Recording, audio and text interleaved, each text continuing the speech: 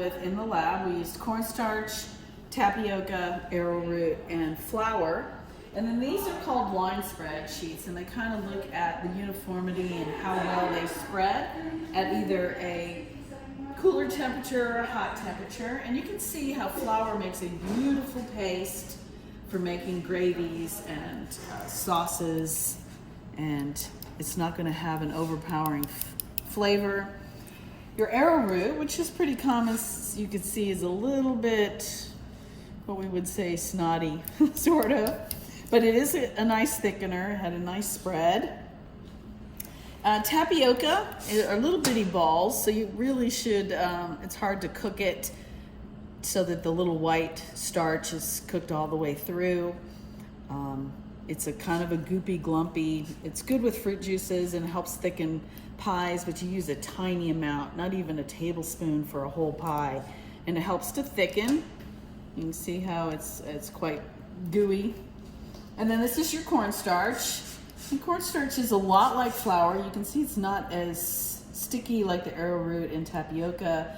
It's a thickener that we use a lot. We can make a cornstarch gravy or thicken in, but it's more clumpy. Then you notice the flour, how smooth it is.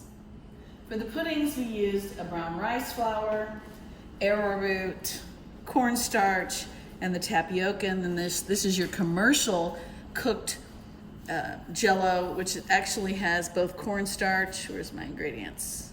Cornstarch and modified cornstarch. But actually, this is a really good recipe. You'll notice the colors kind of vary depending. Tapioca is a real pretty chocolate, but brown rice flour made an excellent chocolate. It's a little bit runny. It is a whole grain, believe it or not. Your arrowroot made a nice pudding also, and this is the plastic wrap we put on top to prevent the skin from forming, and you just kind of press it down to prevent the skin. People don't like the skin because it. And then this is your cornstarch pudding, and then this is your tapioca, which really made a nice pudding also. So all of these are yummy. They're made with real chocolate, so they have a very chocolatey flavor. It just depends on, you can make an acceptable product with any one of these. So starches aren't really about which one's better. It's just kind of what kind of a texture that you want.